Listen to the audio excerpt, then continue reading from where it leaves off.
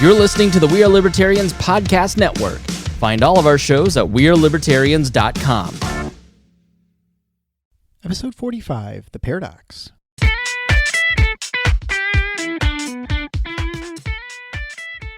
Welcome to The Paradox with your attending, Dr. Eric Larson. He is a practicing anesthesiologist and clinical assistant professor at Michigan State University College of Human Medicine. Listen in as he takes you behind the scenes of what practicing medicine in today's ever-changing world is like with another doctor. The Paradox is a fun and accidentally informative show for physicians, patients, or anyone who has ever found themselves in a waiting room.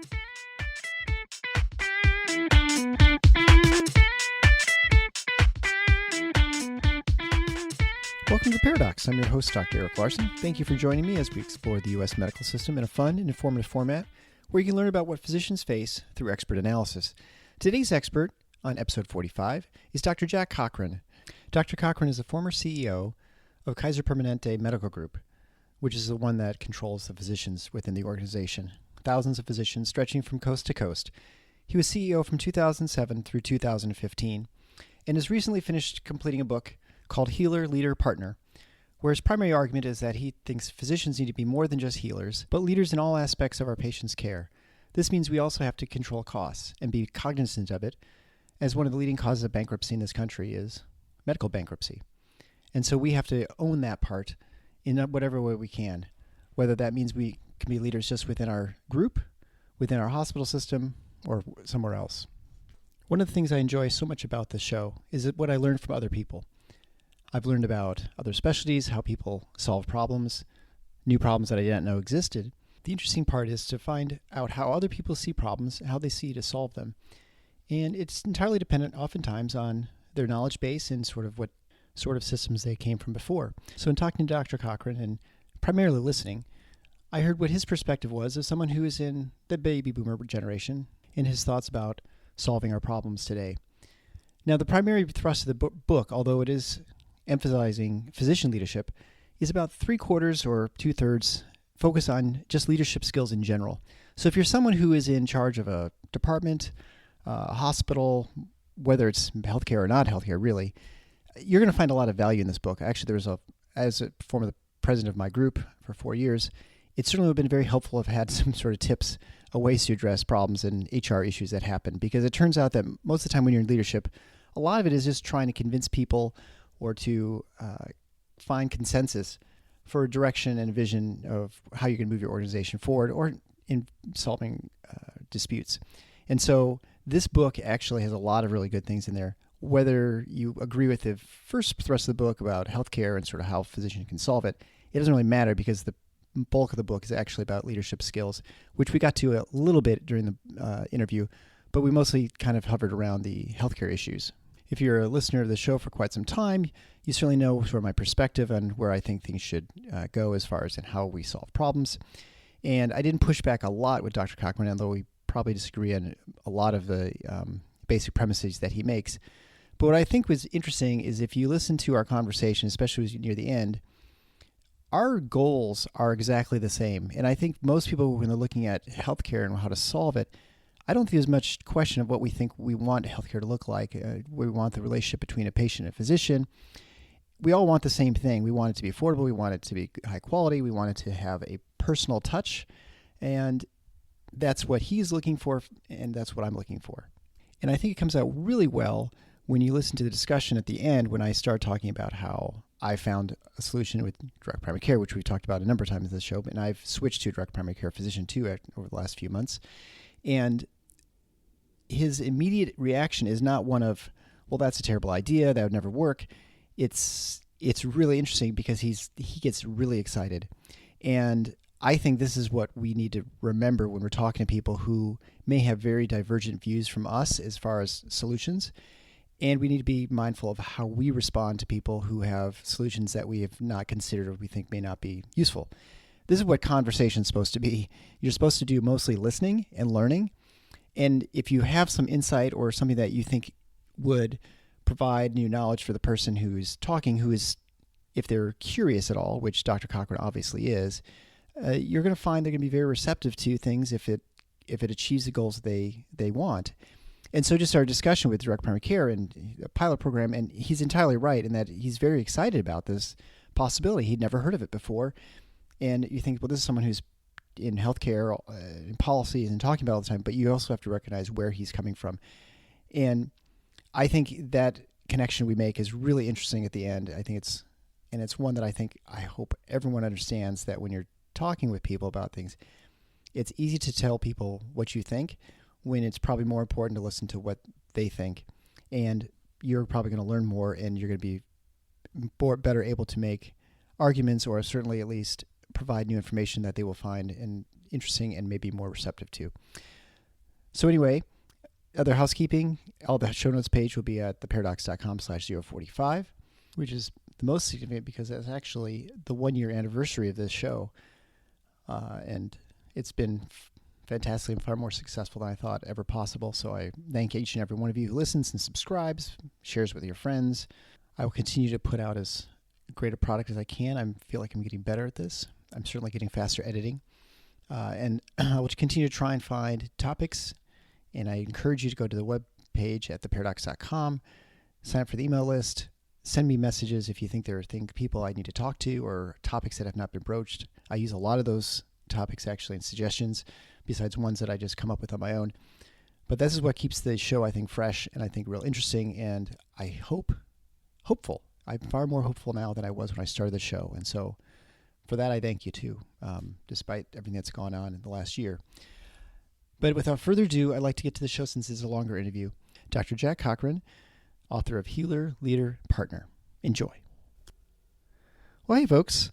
I'm here with my new friend, Dr. Jack Cochran, who is served as the Executive Director and CEO of the Permanente Federation, the National Organization of Permanente Medical Groups from 2007 to 15, where he led innovations in healthcare delivery and major improvements in clinical quality. He's also served as the President, Executive Medical Director, and Chairman of the Board of the Colorado Permanente Medical Group from 1999 to 2007, and established its Department of Plastic Surgery. Modern Healthcare named Dr. Cochran one of the 50 most influential physician executives in healthcare in 2009, 10, and 2012.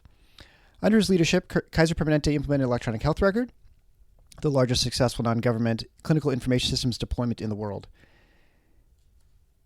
He earned his medical degree from the University of Colorado School of Medicine and served residencies at Stanford University Medical Center and the University of Wisconsin Hospital. He's board certified in otolaryngology.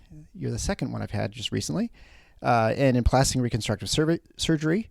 He practiced plastic and reconstructive surgery at St. Joe's Hospital in Denver from 1981 to 2007, where he also served as chief of surgery, president of the medical staff, and was a member of the hospital board of directors for 2 terms.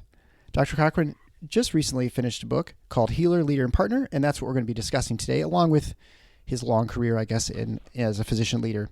Dr. Cochran, thank you so much for joining the show. Thank you, Eric. It's great to be here. Well, I think we'll start with just a little bit of your background. Why don't you tell us the story of, I guess, your training, how you got to Denver maybe, and then sort of how you fell into the position, because it sounds like it was not a trajectory you had planned on for your career, but sort of how you fell into your role within Permanente. Right. Your choice of the word "falling into it" may be prescient. I've made a few career moves, most of which were sort of spontaneous at the time of changing context or realities in healthcare and my own reaction to it. So I started out, I wanted to do pediatric surgery. And as I looked at all the fields in pediatric surgery, I decided I liked reconstructive surgery the best. I trained in plastic and reconstructive surgery, went to at University of Wisconsin, went to Denver, which was home for me, to practice. I joined 2 wonderful surgeons who did not only pediatrics, but general plastic and cosmetic surgery, and was very happy there, enjoyed the group, enjoyed the practice. But it was at a time when the insurance industry became enamored with something that they called managed care. And it wasn't managing care, it was the insurance version of manipulating doctors and patients' decision-making to try to control healthcare costs. And right. I became very concerned that I would have to write these pleading letters to insurance companies about doing reconstructive procedures on children with facial deformities, because the company would say it was cosmetic, and I would send these passionate letters saying, what is missing in your logic is that for a child from age 4 to age 12, the most important organ in their body is their face, because that's how they interact with the world. It impacts their self-confidence, their self-esteem, their development.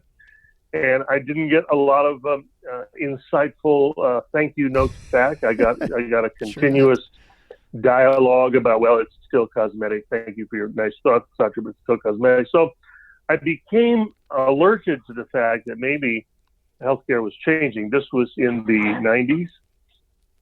And I worked in St. Joseph Hospital in Denver alongside a bunch of doctors from Kaiser Permanente. And they were, as I observed them, they were good doctors. They seemed to have a high quality. And it was a growing system. It was a system that I hadn't worked in, but I did some consults for them. And so I thought they were pretty good.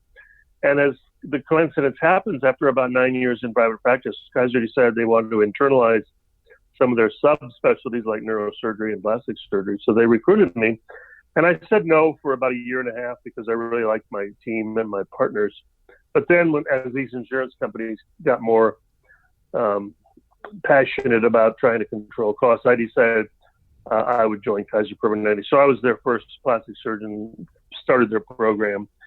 And then after a few years there, this is a repeat of my pattern, sort of a slalom course career, Kaiser started being challenged by some of the market forces. And my colleagues then, I've been there about 8 years this time, as a full-time surgeon, encouraged me to run for the board of directors of the medical group.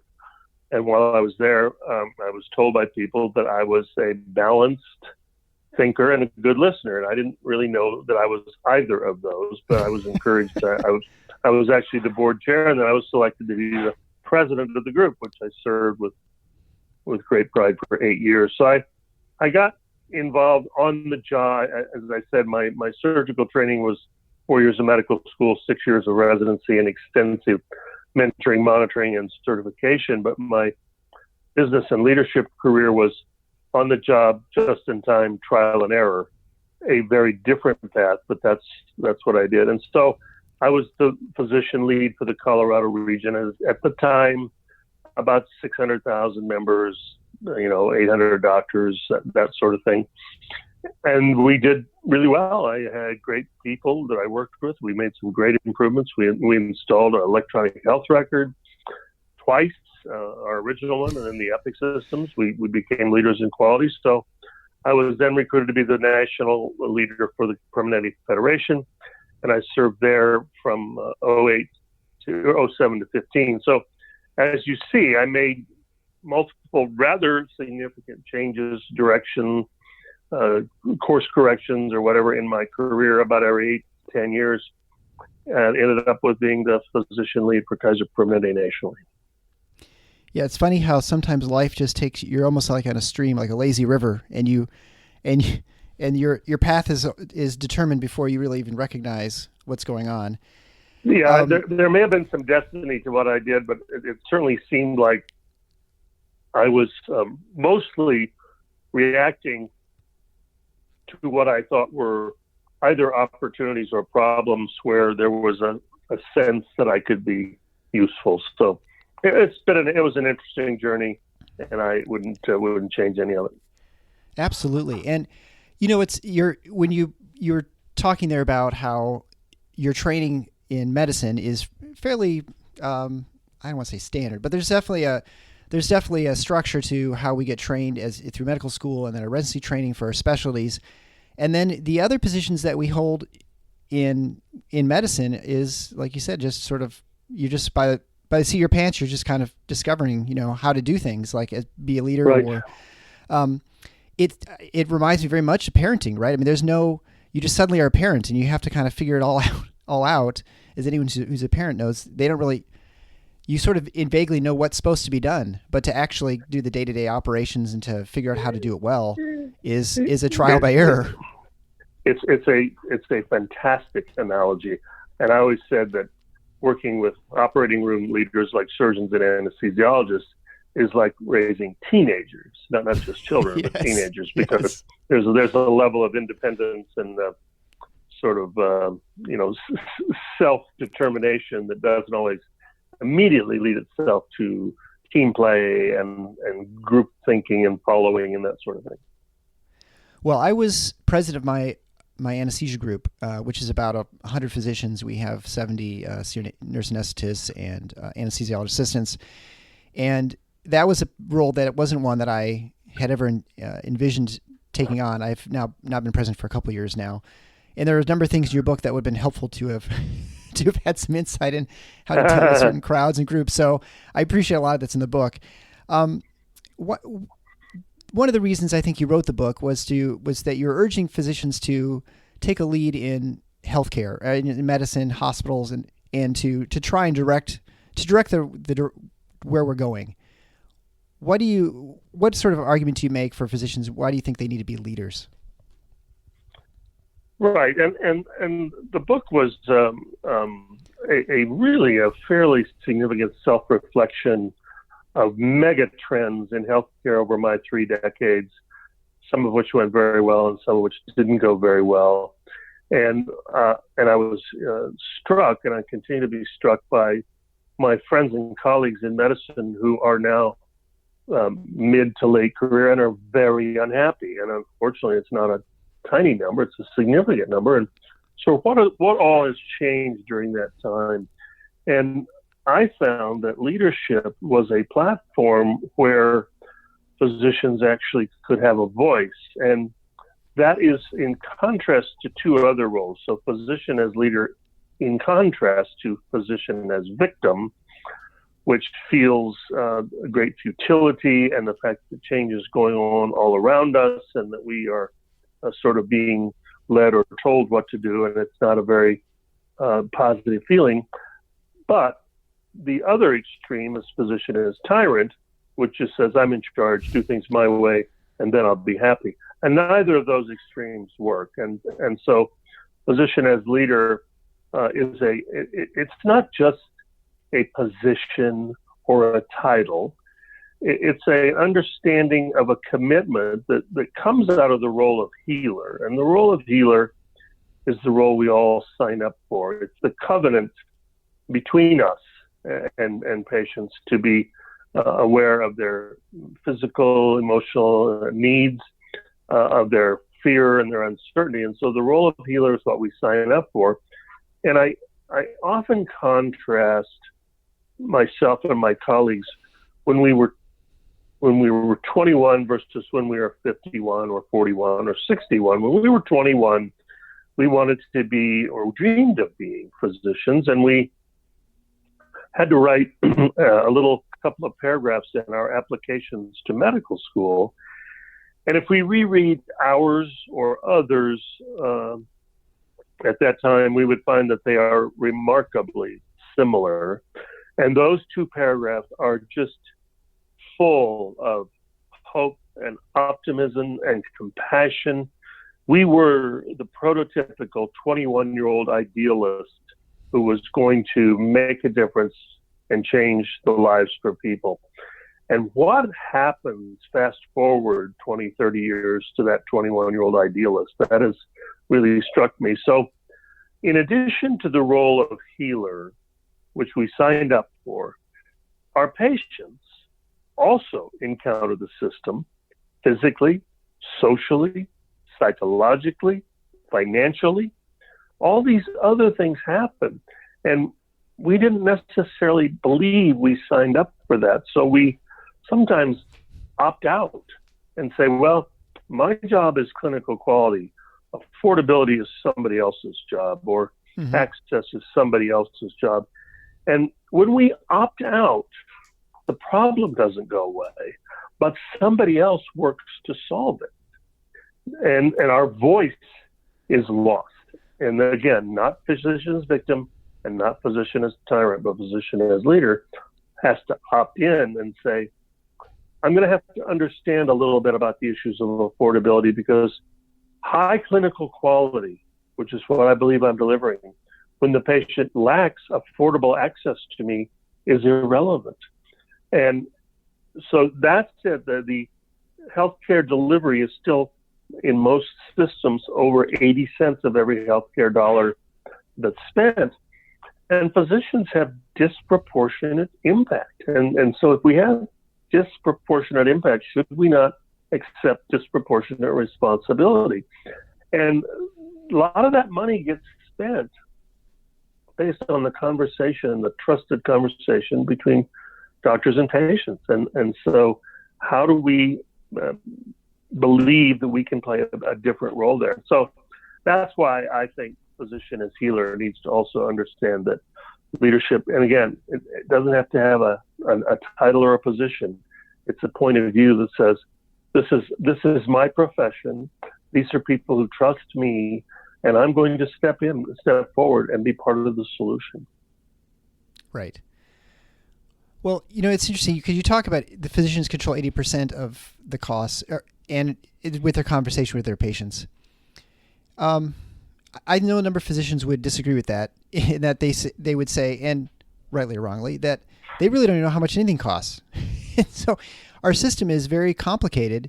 So for them to change implants, say they use a different, knee implant system, or whether they schedule an MRI at the hospital or an outpatient center, physicians rarely have those. Sometimes they don't have those decisions to make. They don't have the ability to make a decision. But how do you think they have a better way of controlling these costs? Because in many ways, although they have the decision for a test to occur, they don't really have an option for where it occurs or for what the patient ultimately does. Do you understand my question? Yes. And I think it's a perfect question and a perfect framework to shine light on decisions that we make as individuals. If we choose the role of victim, we say, we don't have the information. We don't know what to do. We're stuck. That's just the way it is. Mm-hmm. Physician as tyrant wants to beat their hand on the fist on the desk and say, I want it this way. But physician as leader says, maybe I need to learn about that. Maybe I need to have more of an opinion. Maybe I need to be less passive about those things. Mm-hmm. And so there are many factors and actions that affect costs. And much of it still funnels through the doctor-patient conversation. And so if you are a doctor who puts in knee implants, you should have a point of view about that and understand, first and foremost, of course, what do you think is the best quality for the patients that you have? What is the best quality of the knee implant? But then you also have to understand that hospitals may have 25 orthopedic surgeons. And if they have to custom order every patient's knee implant or order from 8 or 10 different knee implants, it's a very different cost reality than if 25 orthopedic surgeons could get together and say, because we understand that it is about quality, but affordable access is an essential pathway to get patients so they can have coverage and have surgery and have care, we have to understand that maybe we have to participate and maybe take a look at 25 orthopedists and say, how deep are our biases? Because if you really need something, we'll give it to you. But actually, it turns out that the 25 of you could take care of 98% of your knee patients with 3 or 4 different implants.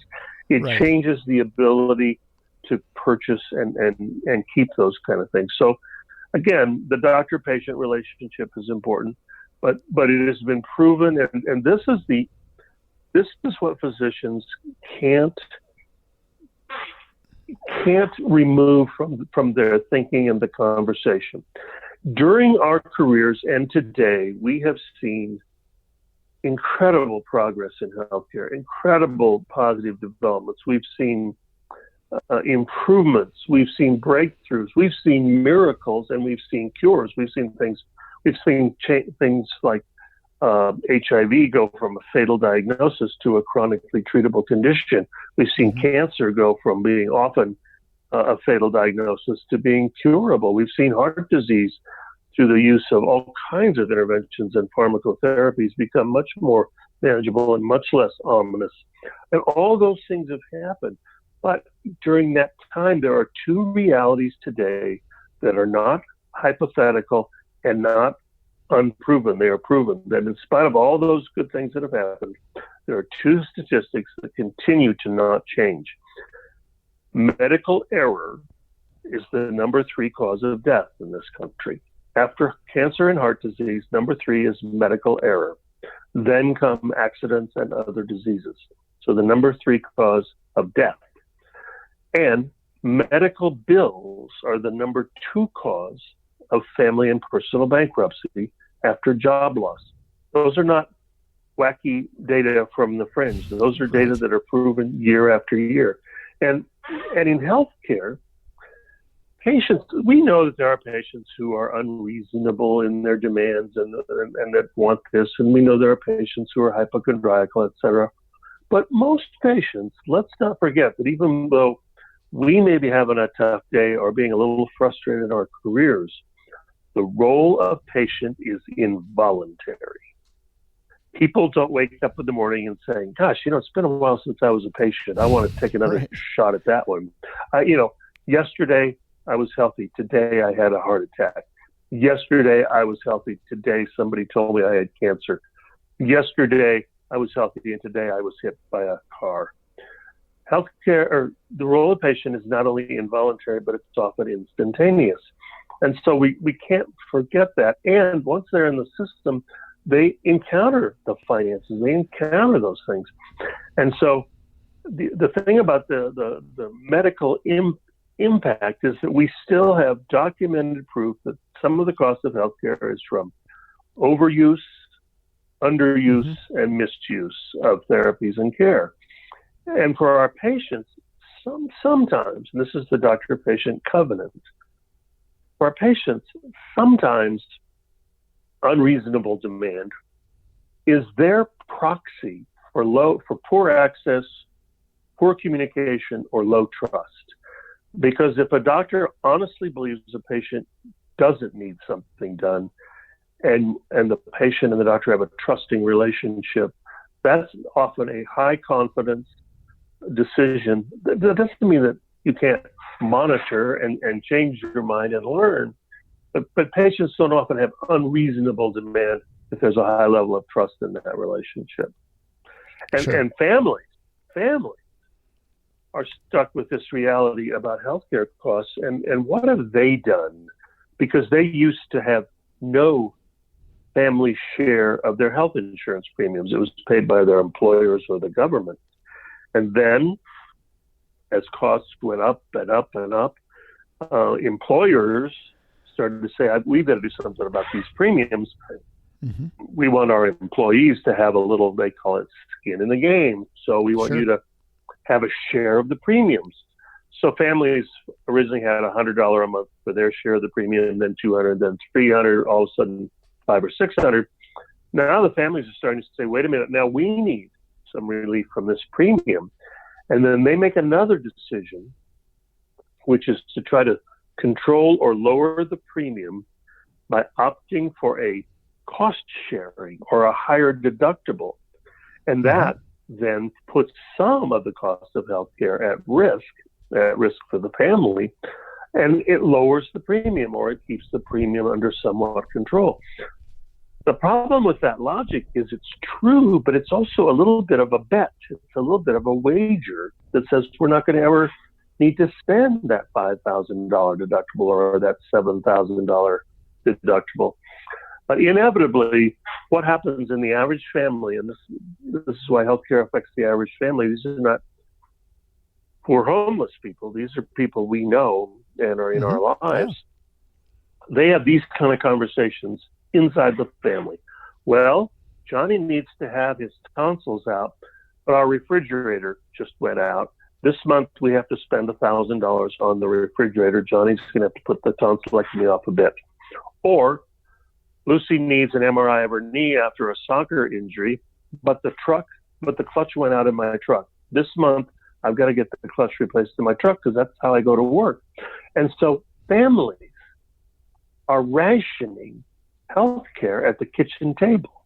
They are rationing healthcare based on their realities, or they do something even worse. They put everything on a credit card, and then that just compiles. So the American dream is being significantly impacted by healthcare costs. And you see it everywhere. You see it with governments, with companies, with politicians, but it's the reality that we ought to care about is that family that has to ration healthcare at the kitchen table because they're balancing the realities of their life because of these new and healthcare reform with more coverage of people with less means and more of these elections for deductible plans has just shined a brighter light on it.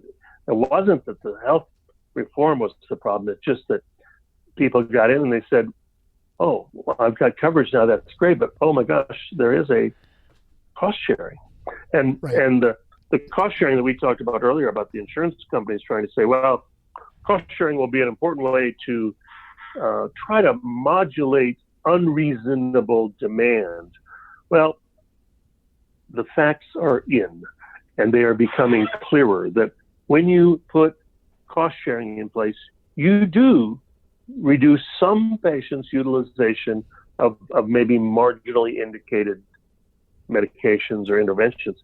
But unhappily, you also decrease patients' utilization of fully indicated therapies and interventions. And so it's not a pure good outcome. So cost sharing, patients take less of their prescriptions, cut doses in half, defer or delay necessary care. Very, very, very stark reality. And so then as physicians, do we opt in and say when it comes to a joint replacement implant, I'm not helpless. I want to be involved and I want to hear and I want to listen. And so let's be involved. And that's physician as partner, the third role I talk about, which is I don't want to out-finance my finance officer at the hospital. I want to sit down with the committee that does decisions around acquisitions of materials and drugs.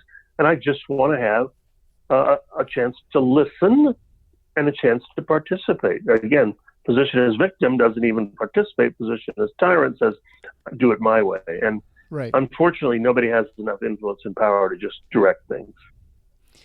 So that it leads to a kind of interesting discussion because when you look at hospitals now, I would say there are very few hospitals that don't have any sort of system involved, like a healthcare system or employed medical group or things like that. There are hybrid hospitals in which they have both independent physicians who refer or work within the hospital, along with some sort of employee group, and then there are hospitals that are I imagine are entirely employed, sort of all part of the system. Like those used to be primarily university systems at one point, but now they're more right.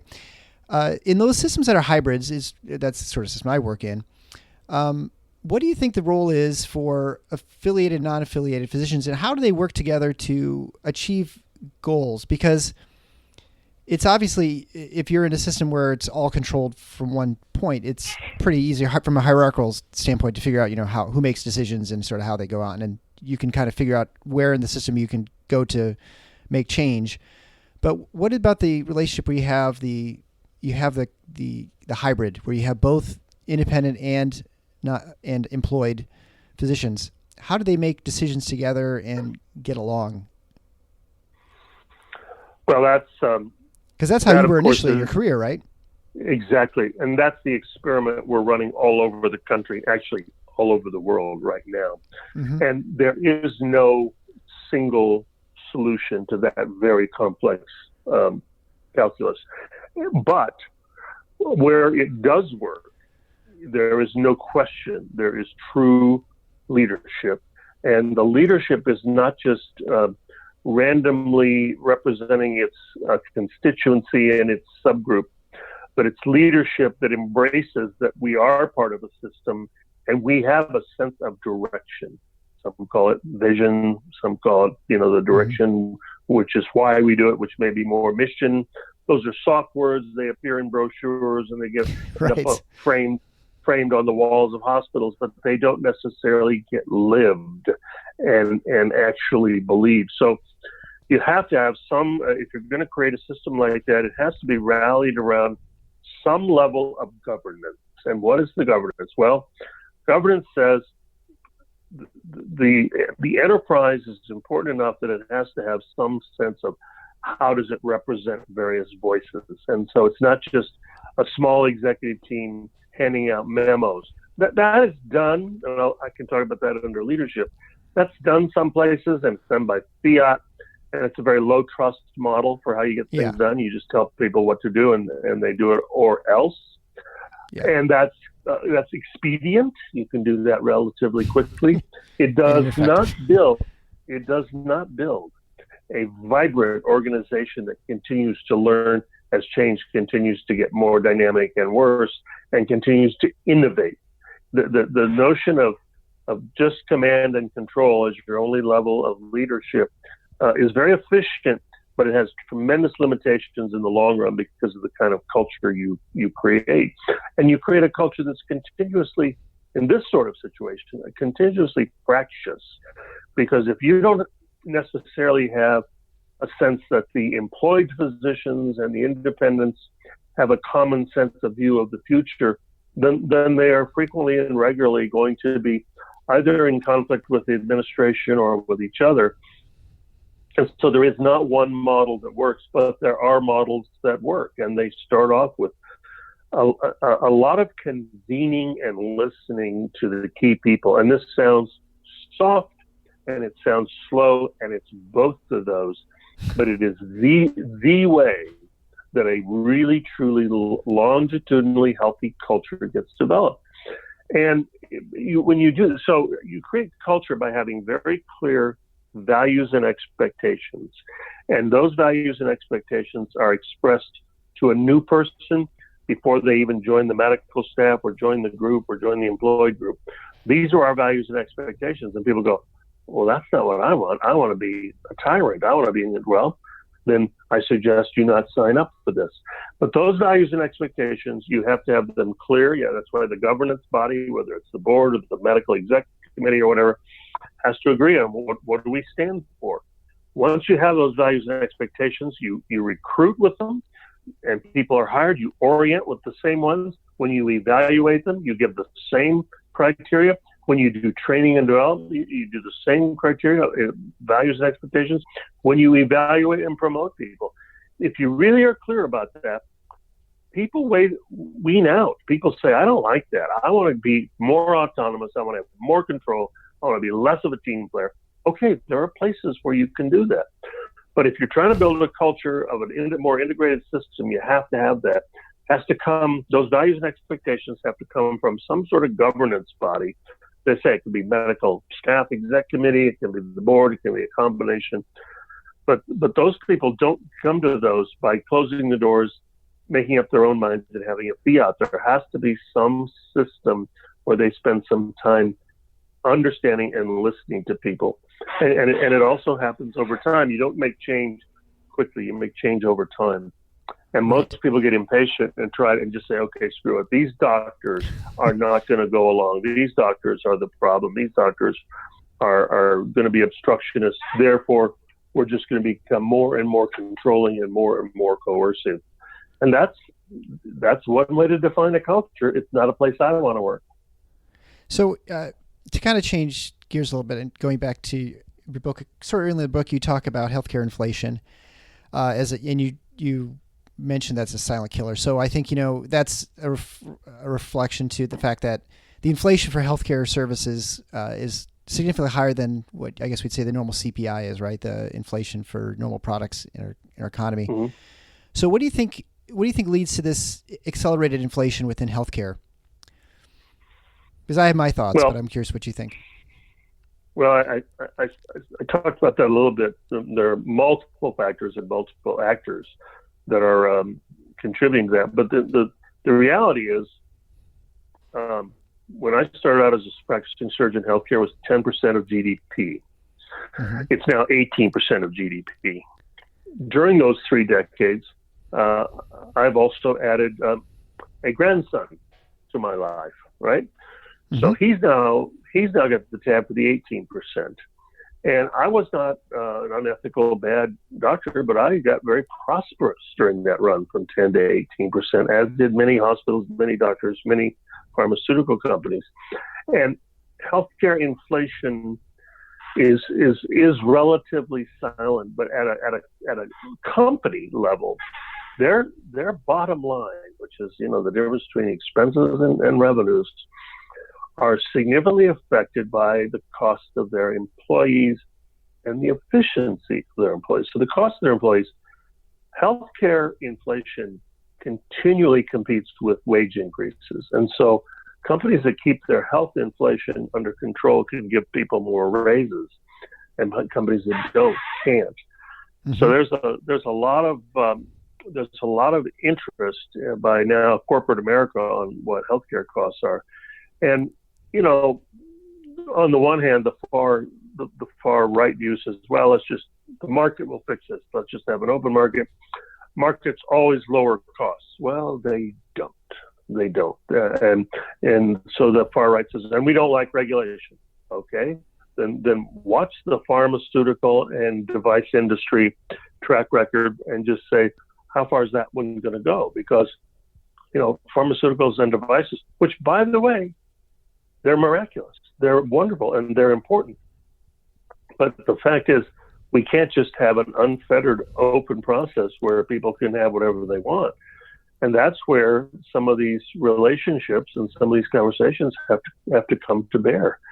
We have no transparency of pricing in most Correct. places. And so there are places where a joint replacement may cost $15,000, and another place for a joint replacement may cost $100,000. And we don't always necessarily know why. But I will say this. It is changing in terms of our awareness and our knowledge and our understanding of what causes certain things to happen.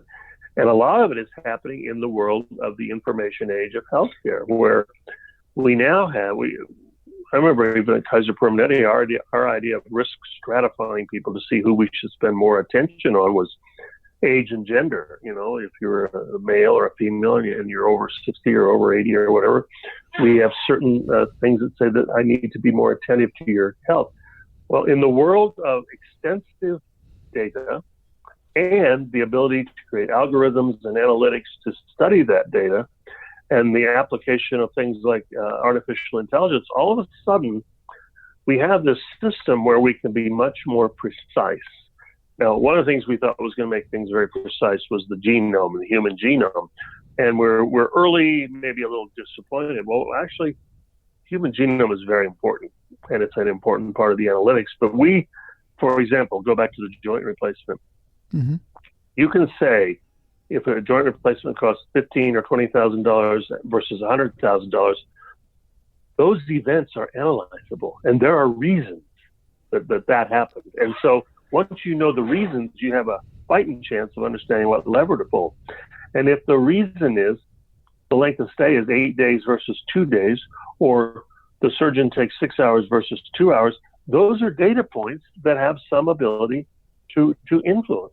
Or if you say this joint prosthesis was $12,000 and this one was $2,000, once you start having true data with conclusions that can be seen and acted on, you start to see different levers being pulled, and not the levers of just cutting.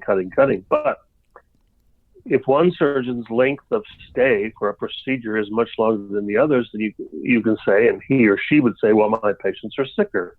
Yeah, right. Well, guess what? We now have analytics on your patients, and they're a lot sicker. So therefore, we need to resource you with a little more time, a little more operating this, that. Or guess what? Your patients aren't sicker at all.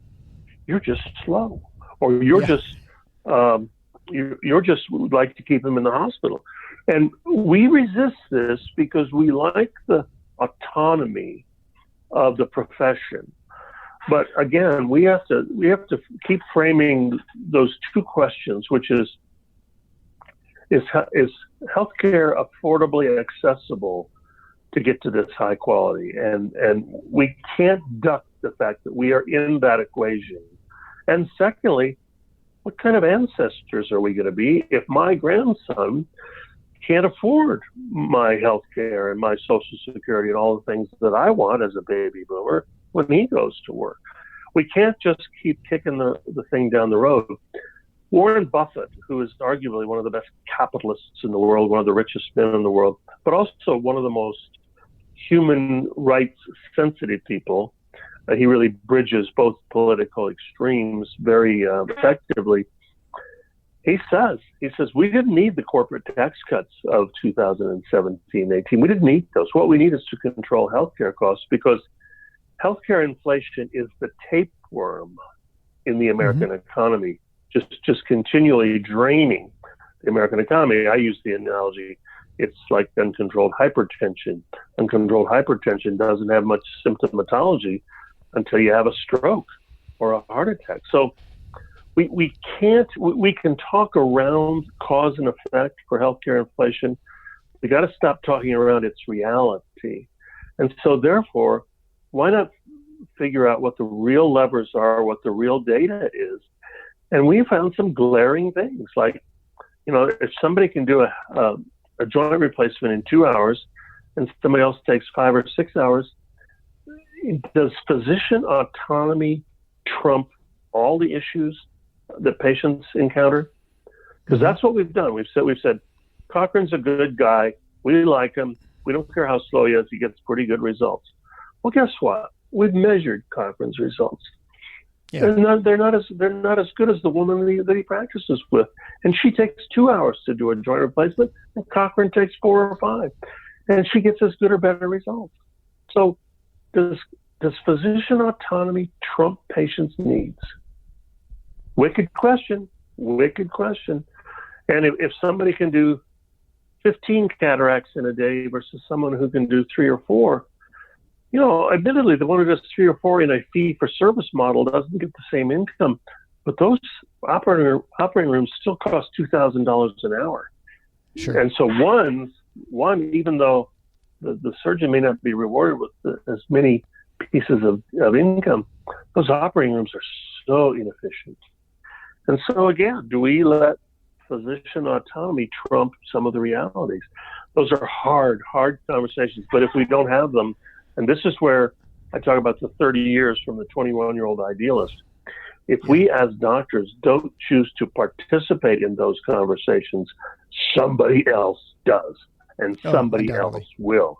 And so do you want to say, I'm going to stay unhappy and I'm going to stay on the sidelines because, by God, I'm doing the important work and the rest of you are the enemy? Well, guess what? They have jobs, and part of the finance people and part of the IT people is to do their job. And if we don't say we're going to partner with you, we're just going to object to you, then you've opted out, and patients have lost a voice. Very important. I was just going to say, I talked about computers and data and all that. The reason that all that has evolved is not because we have some sinister IT industry. It's because of complexity. When I started out in training in plastic surgery, there was 3 journals: the American White Journal, the British Journal, and the Scandinavian Journal. Now there's probably 100 journals of various countries, various subspecialties of the specialty, and there's many more randomized controlled trials, and there's many more implantables and many more devices and many more antibiotics and many more of everything. My old computer, which was the human brain, is not up to the task of keeping track of all those things and keeping track of the data. So the first wave of complexity, while it gave us improvements, breakthroughs, miracles, and even cures, brought us uncontrollable complexity for our ability as humans and human brains to manage. So we had to have some sense of the input of computerized data, IT, etc. Plus, our patients became IT literate, and they expect, when they expect to get cash, they don't expect to go to a bank and cash a check. That was 25 years ago. They don't even expect to necessarily go to a ATM and get cash. They want cash on their phone. Healthcare still is cashing some checks, and so patients are going, why can I make travel arrangements from an app on my way to the airport when I can't even get my medical record except by faxing it from one doctor to another? So we are at a threshold of opportunity. But if we don't, as physician leaders, participate as leaders and partners, as opposed to the old autonomy, we're going to get left behind. The first wave of a complexity, this increasingly explosive knowledge, drove more specialty care. So the cardiologist was no longer the woman or man for all seasons for the heart. There was cardiologists for the heart valves. There was cardiologists studying vessels. There was cardiologists studying the muscle, the myocardiopathy docs.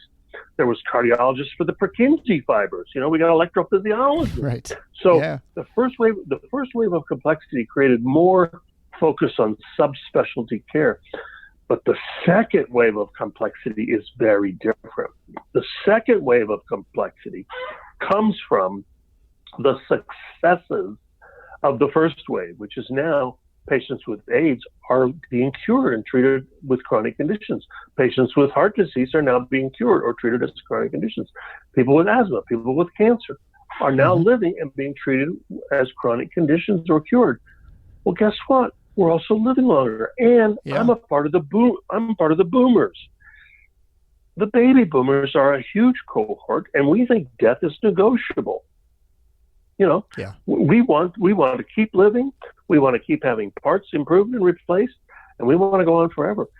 Well, guess what? The second wave of complexity is people that not only have these individual conditions, but they have 2 or 3 or 4 of them.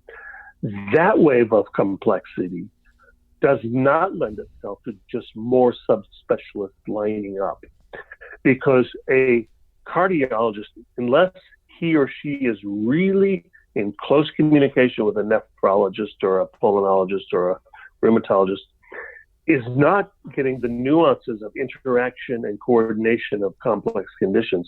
So the second wave of complexity has increased the importance of primary care, with the healthcare team coordinating and processing all this information. They don't have to know as much as the electrophysiologist, but the primary care physician and team is now much more critical in the second wave. People are still going to go to subspecialists, but they have to have some group that can be a trusted focus and locus for coordination and trusted ongoing care in an integrated fashion. That's the second wave of complexity that people have not fully acknowledged, frankly.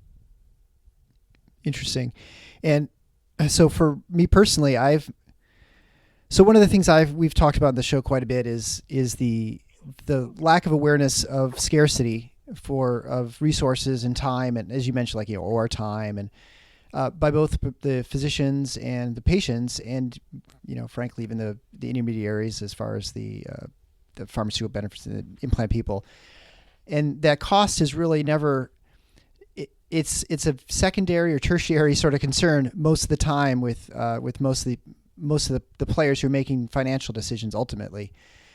And it feels like a lot of times that the system that we have, where we have a payment system that is not direct between the patients or the employers, whoever's paying the bill, and the providers, distorts things significantly. It makes it hard for people to make decisions that make sense sometimes, and to recognize the true costs of their decisions.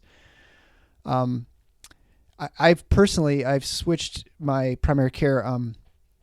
I no longer participate with an insurance company. I actually have a direct primary care where I just pay a membership fee, and it has been an eye-opening sort of process. Not only do I have an HSA, so I now shop around for pharmaceuticals and can suddenly see the tremendous difference in the same cost of a drug from one pharmacy to the next, in town. But also, I'm now I have a conversation with my primary care about the cost of everything.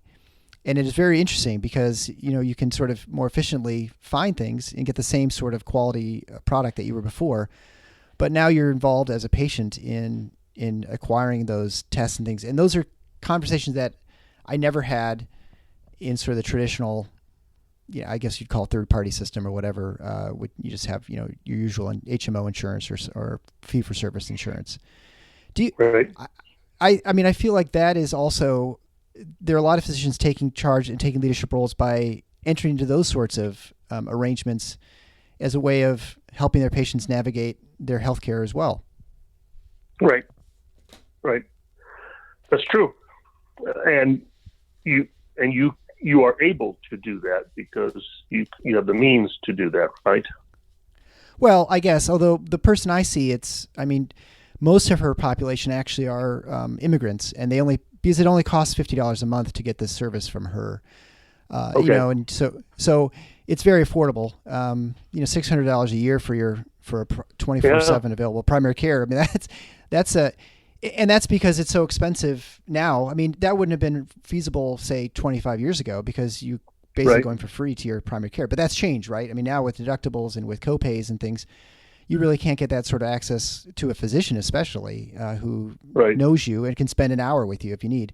So it's not really concierge in the sense, but I think those are the sorts of innovations that you're talking about, right? That are existing with healthcare, and those are ways that people, as physicians, are looking for solutions. I've talked to surgeons at the Surgery Center, Oklahoma, where they now just have all cash price for everything, and then patients, even if they don't use their services, they can go and take those prices to their local hospital, and they're like, yeah, we'll match those. But it's definitely tumultuous times within the healthcare, and it'll be interesting.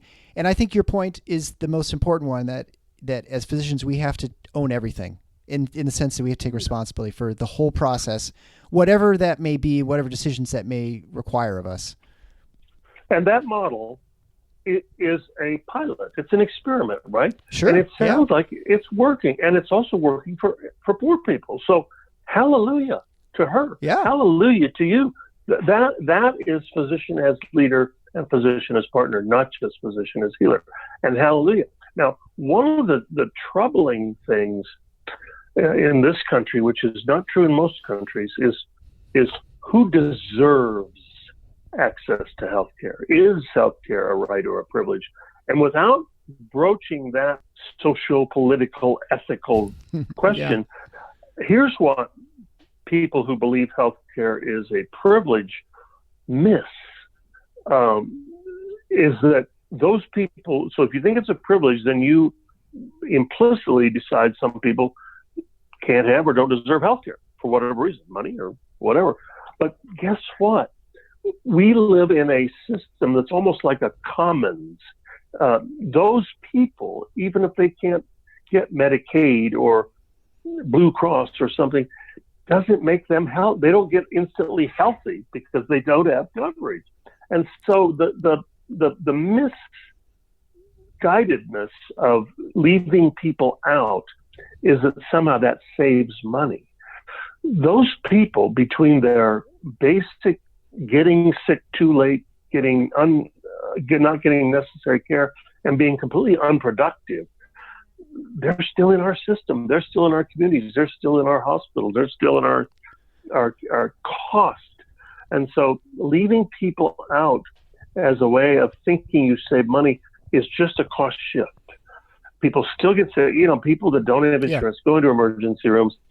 I had to go to an emergency room once. I got a $12,000 bill for being there for half an hour. And I said, look at all this stuff. Well, my share was $50. But that's what they would bill somebody with no coverage. And they would collect zero. And so leaving people out of any sort of coverage does not solve the problem of the cost of healthcare. And that's where there is a place for the liberals and the conservatives to come together around coverage. But both are going to have to get things they don't want. The conservatives, if we're going to do a coverage, it'll have to be tiered. We're going to have some basic plan for everyone. And then we can opt up like you do. You opt up for cash, you opt up for this, that, or you get an insurance policy or something. But there would have to be some sense of regulation. You can't just have all these things go crazy. The market won't solve it. And that's what the liberals don't want. They don't want anything that has any inequity. Well, the most inequitable thing you have is no access and no coverage. So let's do it like public schools. Let's have a basic system, and then other people can opt up for the private education or whatever. And if you look at the totality of cost, and the problem is the buckets of cost are paid for by different people. That's why the government can't figure it out. They think, well, Medicare for all will be bad. Well, it could be bad if it's done wrong. If it's done wrong, it can be bad. And regulation is bad.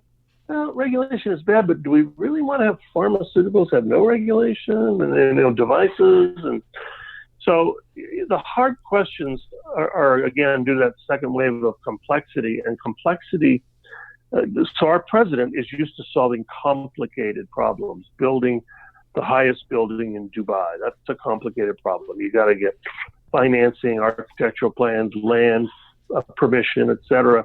But a complicated problem can be solved by one person being in charge and telling people what to do. And so that was how he built buildings. But complex problems do not have a linear hierarchy of decision making because there are so many stakeholders that have so many points of view. Complex problems like healthcare or, frankly, foreign policy is about relationships and managing and building better, effective relationships over time. And that's why the Congress can't reform healthcare. You're going to see these vitriolic debates on both sides, and they're missing the fact that if we both just gave up certain things. I had a guy who was a hardcore Republican who said to me, don't quote me on this, but I think we need a single-payer system to save the American economy. I said, well, honestly, I don't think we necessarily need a single-payer system, but I think we need universal coverage with some sort of a matrix of private and government, like we're developing in most states, frankly. But even Massachusetts, they've had health reform for 17 years. Their healthcare costs are still gobbling up all the other public costs. I mean, they're still spending more every year on healthcare than education, and there's still this ongoing cost shift into healthcare. And so this is one of the things I say to my doctor friends who quit. They said, I know how to solve my problem. I'm done. I'm vested. I'm done. I said, well, unfortunately, you leave behind for your children and grandchildren a system that you don't want them to be doctors. Well, I don't want them to be patients. Quitting is maybe an adaptive behavior for us as individuals, but we still have a high reputation. Physicians are still the most trusted healthcare profession is nursing, but the most trusted healthcare profession for medical advice is physicians. And so we still have an important podium, an important platform. If we say we're not going to accept the old truths and to step forward. So that little pilot that your non-concierge, prepaid, semi-cash system is working on, that's a heck of a pilot. You know, that's so if that works, and then she sits down at her book club and tells two other doctors about this because they're going to do the book club on my book, right? Yeah, right. and they say, really, that works? All of a sudden, the early adopters are creating something that other people say, I hadn't thought that would ever work. Let me think about that. As opposed to a corporate fiat or a memo from above. That's right. Real true change comes from people with high values and high intensity of ethics and leadership, trying new things that other people go, wow, that's pretty cool. Yeah. I do a talk on leading physicians through change, and I learned that so vividly. Credibility as a leader, we mistakenly think that credibility comes from our ability to influence. Let's stand up in front of you and wax eloquent about ideas and thoughts and solutions, and you will go along with it. Well, don't forget, complexity is also about relationships because there's nothing that's that linear or that easy. So the complexity solution is your credibility is partly based on your ability to influence, but it's also augmented by your willingness to show you can be influenced. And that's listening. And so listening is one of the hidden parts to really good leadership. It slows you down as you establish relationships, but it speeds you up as you develop them. So people say, we don't have time. We've got to do it my way. Let's get it done. That's true if the building's on fire or if you're in the middle of a full court press turnaround.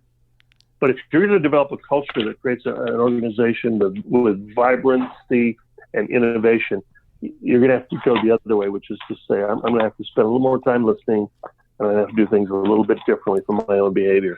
I always say to to people, so what is, if you want to be a leader, what should you think of every day? And I said, don't forget, I'm a surgeon. I like to think of things that I can carry on a 3x5 card. I said, every day, if I'm going to be a leader, I have to think about how I'm going to do three things. Number one, manage myself. Yes. How am I going to show up? Because if I'm a leader, people look to me as to whether they want to believe me or follow me or be part of a team or a group that I'm part of.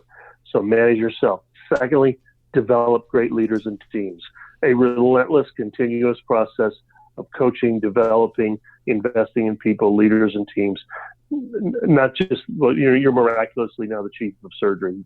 Good luck. And the third one is learn continuously. I was at a symposium in Dublin last week, and I gave 3 talks. I said, either I'm getting slower or something, because I've never learned so much in 2 days as I learned there. I said, my God, I was one of the speakers, and I spent so much time taking notes and questioning other speakers. And I said, but you know something? It was really, really fun. So part of our career as healers is we got to be continually reinventing ourselves. And, people say, oh, Cochran, you're full of something. Yeah. You stand up in front of a group and you're all ex-CEO and you're all smart and you know all this. Well, nothing was handed to me either. And nothing was handed to a lot of us that morph and continue to try to learn different things. And, if we opt out and just stay crabby on the sidelines, patients lost a voice. Well, Dr. Cochran, we're going to have to cut it off there. I really appreciate the conversation. And I'm so encouraged through this podcast. I've only been doing it about a year now, but to talk to so many people and learn so many things about what's going on, like that direct primary care, I had no idea. And that's just in my own community. It's gone from 1 to now there are 4 of those practices, and people and physicians really enjoy it, and patients seem to like it. So it's fun watching those experiments and watch people innovate and try and solve these super complex problems. Well, what's so cool about that is that it started out as a concierge solution, right?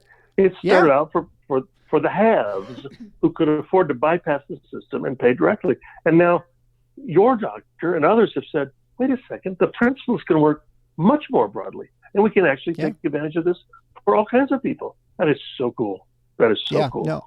I talked to a pediatrician who is doing it in New York, and he has an office, but half of his visits are actually house calls. And he's, again, very affordable for his pricing because their overhead is so low. So it's very interesting. And e-connectivity, I mean, people say, well, are e-visits good or bad? Well, they are a component of the trusting relationship over time.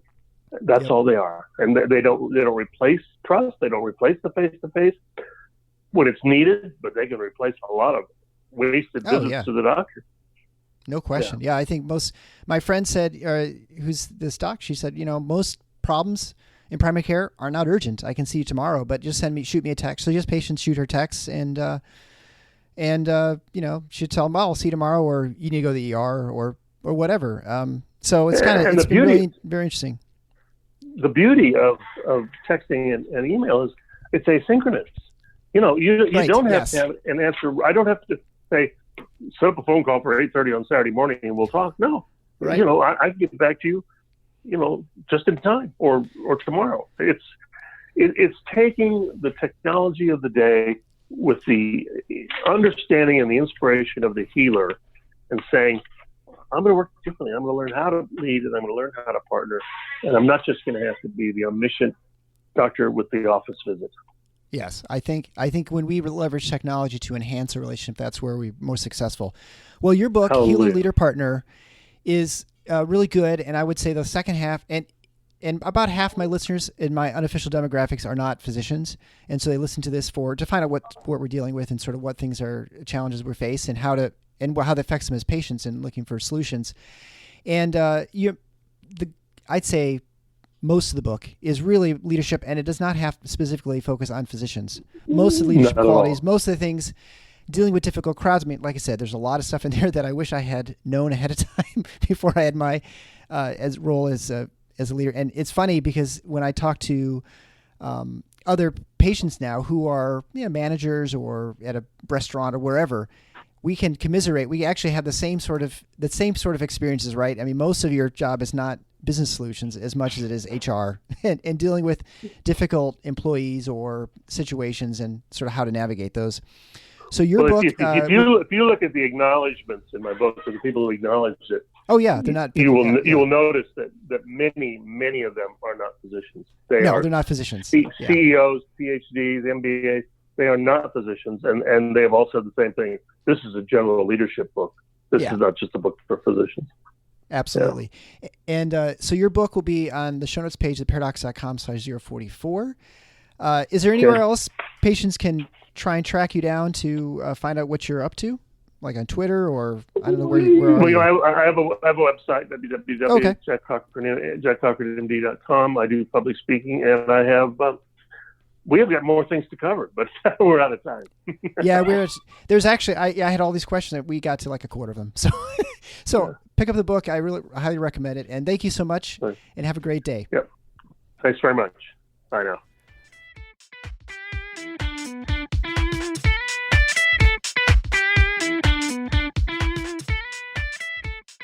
Thanks for listening to The Paradox. If you like what the doc is doing, please subscribe and leave a review on iTunes or Stitcher. And share the show with your friends. Become a supporting listener to get access to special bonuses at patreon.com/theparadox. Show notes can be found at theparadox.com.